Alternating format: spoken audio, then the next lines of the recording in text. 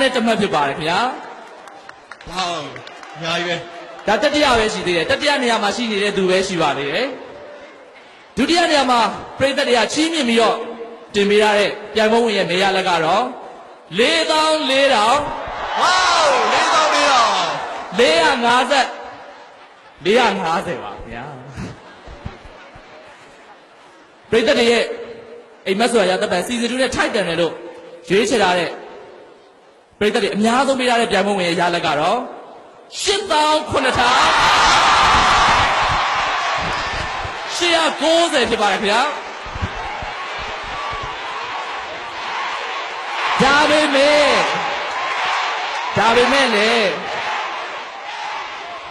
ဒါပေမဲ့လေ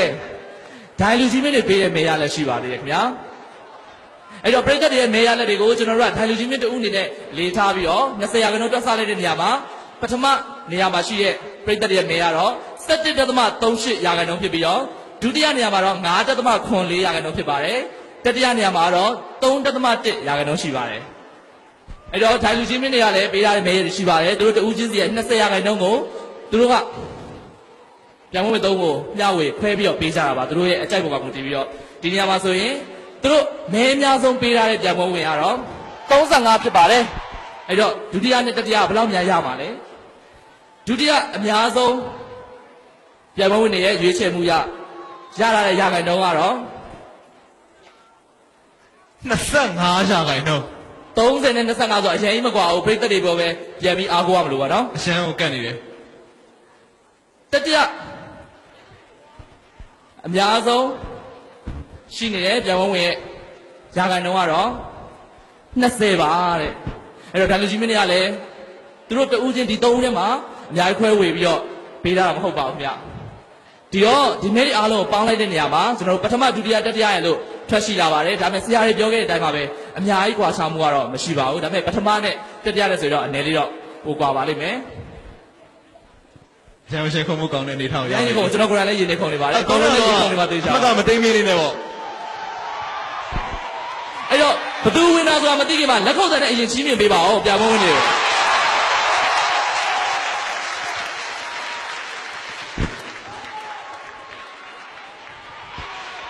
ရှင်းကြပေးပါမယ်ခင်ဗျာ ဒါဆိုရင်ကျွန်တော်တို့အခုပထမဆုံးအိမ်မက်ဆော်ရှာလို့တဲ့ season 2ရဲ့ second runner up ကို ရှင်းကြပေးပါမယ်ဒီတော့ပြမုန်းဝင်3ဦးတက်ကိုမတရားစုလက်ဆောင်တွေနဲ့ပန်းစည်းရသူတို့ရဲ့ထိုက်တန်တဲ့ winner တွေကိုစုချင်းမြင်ပေးဖို့အတွက်ကျွန်တော်တို့ရဲ့ Forever Group Company Limited မှာ Director and Co-founder ဆရာခင်မောင်ထေးကိုစီမင်းပေါ်တက်ရောက်ပေးဖို့လေးစားစွာဖိတ်ကြားပါတယ်ခင်ဗျာ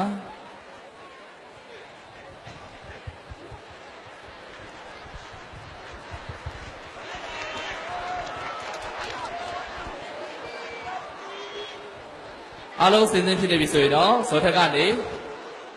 second runner up ကိုရှင်းပြပေးပါမယ်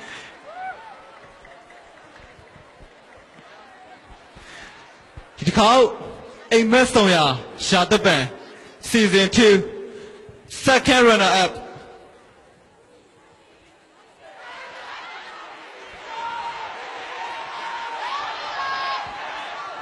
တီဆိုးဖြစ်ပါတယ်ခင်ဗျာဒီလက်တော့အရှိကိုကြောက်ရပါဗျာဆုလက်ခံယူပေးဖို့အတွက်ကျွန်တော်တို့အရှိကိုကြောင်းရပေးပါ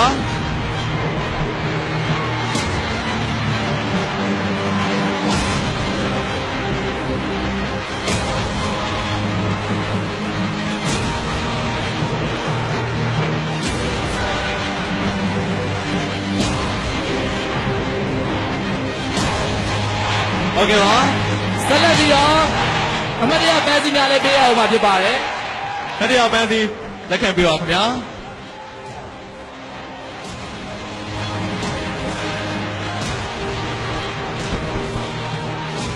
ဒီတစ်ခါမှာတော့အိမ်မက်ဆာရတပ်တဲ့ trophy ပေးရမှာဖြစ်ပါတယ်ခင်ဗျာ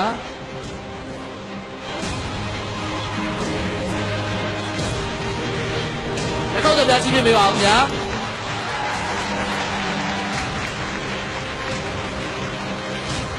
ဒီဆိုတော့ကို Samsung မှာအမတ်တရဆုလက်ဆောင်တွေရှင်းပြပေးဖို့လဲ Samsung မှာတာဝန်ရှိသူတို့ကိုစင်မြင့်ပေါ်အကြောက်ပေးဖို့လေးစားစွာထပ်မံဖိတ်ခေါ်ပါတယ်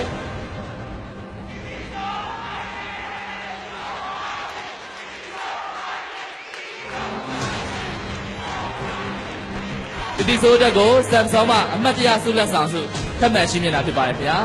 လက်ကောက်ကန်များနဲ့ချီးမြှင့်ပေးပါဦးခင်ဗျာ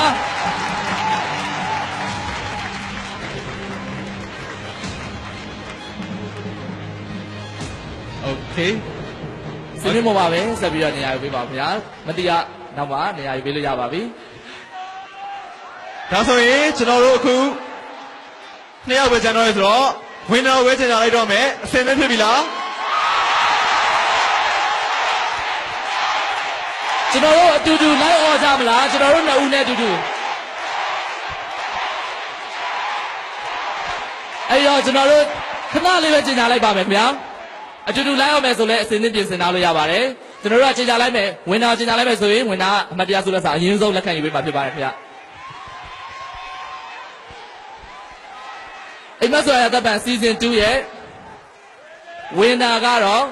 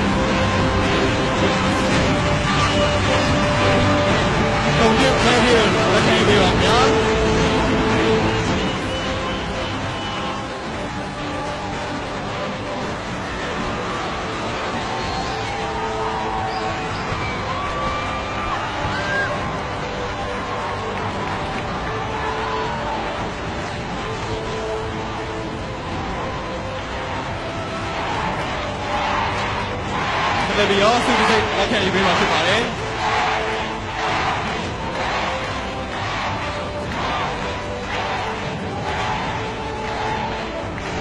အခုဆက်လက်ပြီး Samsung မှာရှင်းပြတဲ့ winner အတွက်ကို winner package ကိုအမှတ်တရဆုလက်ဆောင်လက်ခံယူပေးမှာဖြစ်ပါတယ်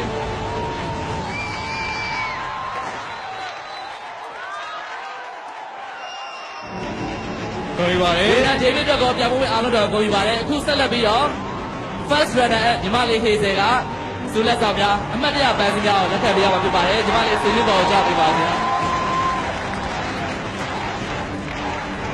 Hazel ပါဗျာအိမ်မက်ဆောင်ရောက်တဲ့ပန်စီစဉ်ဖြစ်တဲ့ Flash Runner Hazel ဖြစ်ပါတယ်ကွန်ပျူတာပန်းသီးလက်ခံယူပေးပါခင်ဗျာ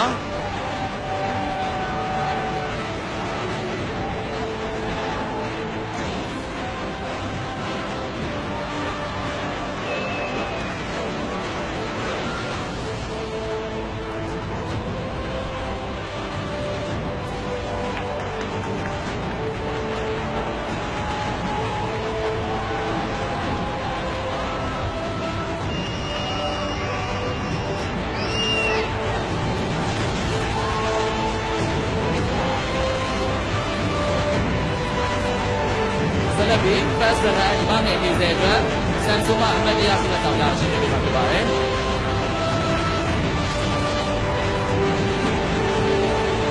ဒီပုံစံများနဲ့ချင်းပြပေးပါဦးဗျာ။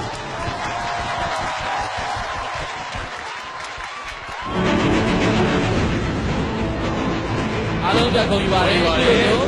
ဆုလက်ဆောင်များချင်းပြပေးခဲ့တဲ့ Forever Blue Company ပြည်သူ့မှာ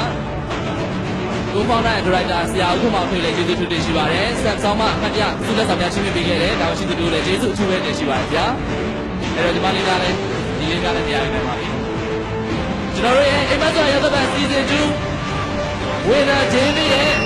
အချင်းဒီဆိုတော့ဦးက ready ဖြစ်ပြီလားဗျာ။အဲ့တော့သူ့ရဲ့စိတ်ထဲကခံစားနေရတဲ့စကားအသံလေးတွေကိုပရိသတ်များအတွက်မျှဝေပေးခြင်းပါတယ်။ဒီကိုယ်တိုင်ပဲပြောပြပေးပါလိမ့်မယ်ဗျာ။အားလုံးပဲမင်္ဂလာပါအားလုံးကိုကျေးဇူးတင်ပါတယ်ခင်ဗျကျွန်တော်ပထမဆုံးဖျားခင်ရဲ့ကျေးဇူးတော်ကိုချီးမွမ်းချင်ပါတယ်ကျွန်တော်လည်းတက်နိုင်လို့မဟုတ်ပါဘူးကျွန်တော်ရမ်းတော်လို့မဟုတ်ပါဘူးဒါကျွန်တော်လက်ခံပါတယ်ဒီ ဒီတစ်လျှောက်လုံးမှာလမ်းပြပို့ဆောင်လာတဲ့ဘုရားခင်ကျေးဇူးတော်သက်သက်ပါပဲဟာလေလုယာဟာလေလုယာကျေးဇူးတင်စကားအနေနဲ့တော့အကြီးမားဆုံးပြောချင်တာကတော့ဒီမှာရှိတဲ့ပရိသတ်တွေ TV ဖန်သားပြင်မှာကြည့်ရှုတဲ့ပရိသတ်တွေအားလုံးကိုပြောချင်ပါတယ်ခင်ဗျာအားလုံးကိုကျေးဇူးတင်တယ်ကျွန်တော်တို့ကိုပွဲစဉ်အစအဆုံးလမ်းပြပေးတဲ့တိုင်တွေကိုလည်းကျွန်တော်တို့ဆရာတွေကိုလည်းရမ်းကျေးဇူးတင်တယ်ပြီးရင်ဒီစီစဉ်ဖြစ်မြောက်အောင်ပြုလုပ်ပေးတဲ့ Forever Group Company Limited ကိုလည်းကျွန်တော်ဘက်ကနေကျေးဇူးတင်ကြောင်းဖော်ပြချင်ပါတယ်နောက်ဆုံးအနေနဲ့ကျွန်တော်နှလုံးသားထဲကတူးတီတော်သူဖြစ်တဲ့အမေကိုကျေးဇူးတင်ချင်ပါတယ်အမေကိုရမ်းချစ်တယ်လောကအလုံးမှာဘယ်သူမှအမေကိုမချစ်တဲ့လူမရှိဘူးလို့ကျွန်တော်ထင်ပါတယ်အမေကိုချစ်ကြလားကျွန်တော်လည်းအမေကိုချစ်တယ်လို့ကျွန်တော်မိသားစုအားလုံးကိုကျွန်တော်ချစ်တယ်အခုကျွန်တော်ဖြောဖြေဒီဆိုရှင်နဲ့လေကတိမြရဲ့အဆုံးမှာဆိုတဲ့တခြင်းကိုကျေးဇူးပြုပြီးတော့နားထောင်ပေးကြပါခင်ဗျ